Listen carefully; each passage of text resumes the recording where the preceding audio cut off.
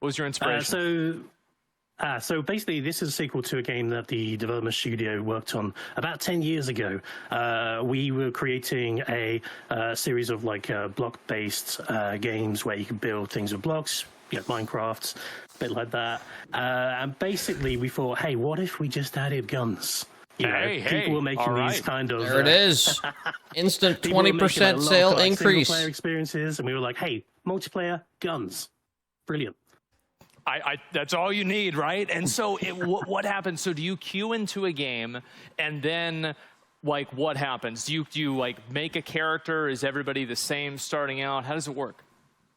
No, everyone starts off with, you can get a starter bot to begin with, or you can download bots from the CRF, which is the Community Robot Factory. People can upload their robots so others can use them. Okay. But most of our most dedicated engineers are basically creating their own robots, but they're creating them out of logics and pistons, axles, all of these things.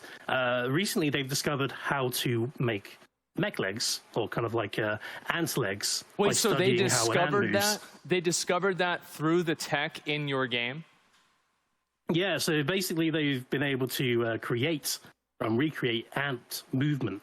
And that's what you get and see in that trailer just right there. There's probably some more in the B-roll footage as well. Oh my God, well that is incredible. Can you tell us a little bit about your studio, Free Jam?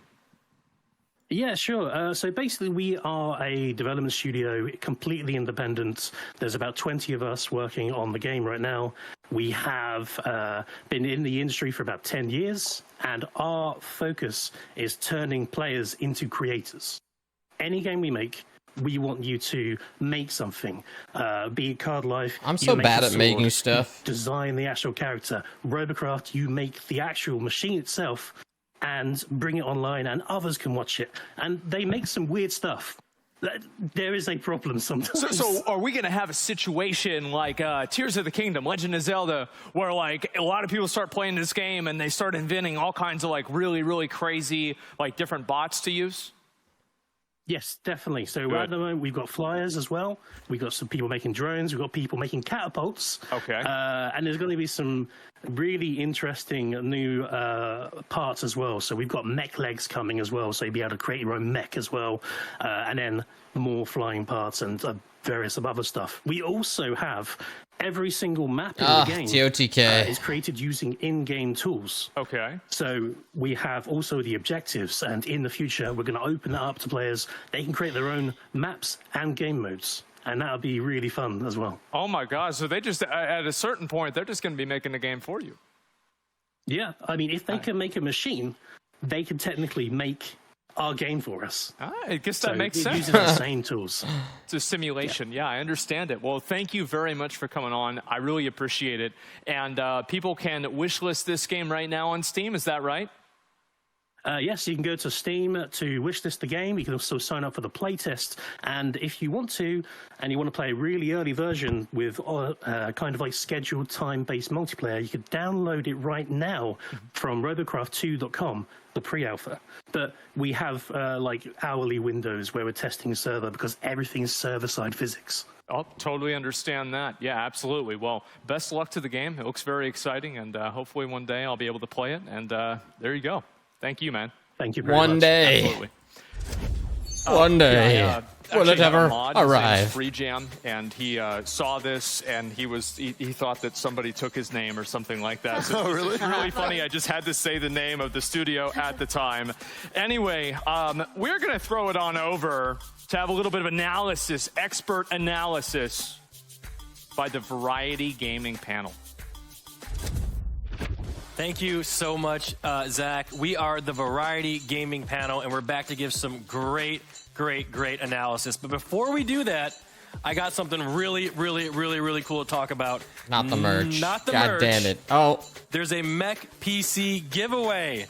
Yes, that is right, chat. Make sure you guys enter into this Mech PC giveaway. It's a custom 1 of 20. Pre-watch. Super cool. I wish I had this PC. I'm gonna enter it myself. It looks super sick. You can look in chat how to enter the giveaway and things like that. Yeah, it is amazing, amazing. Pretty dang cool. It does look cool. Looks cooler than anything I have currently. I want that now. I want it. It looks even better than normal Star Forge PCs. I'm gonna keep it real. Those ones true. are cool. Look at this. Look, I mean, this is just mind-boggling. And they're already the best PCs in the universe, so this is even a step. This is the best PC of all times here. Yeah. Like, yeah. It is greater than LeBron James. Best PC in the multiverse, if you will. Yeah, whatever that might be. But yeah, look at that. Super cool, super sick. So, you ready to get into the games, Chance? I absolutely am, Nicholas. You look super excited. So I am. Let's just hop into the game. So, Chance, I have to give it to you on this one.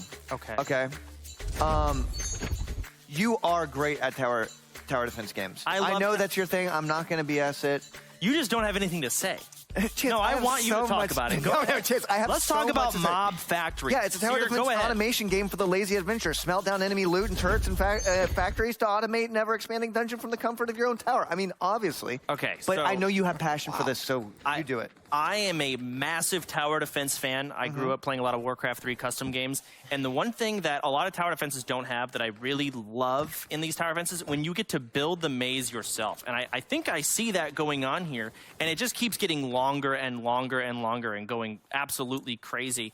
And there's a lot of different towers. I see some damage numbers coming out. But the mazing is really what feels good in these kind of tower defenses. So when I saw this, I'm like, yes, it's about time. It looks, I love the art style. I love the pixel art. The music seemed pretty good, at least in the trailer. I don't know if it's in the game, but I'm very excited for this tower defense game. Yeah, this tower defense game looks Me pretty too, sick. Chance. This is like a game that I'm going to play when I get home from a long day of work. I'm just going to get back and relax and, you know, sit there and play this game. It's super cool. I mean, I want to know more about it because I see all those materials in the bottom left. And usually in these kind of tower defenses game, they keep it pretty simple. You know, you have your gold or cash, and that's your currency. But I see like 12 different currencies in the bottom. I don't know what those are.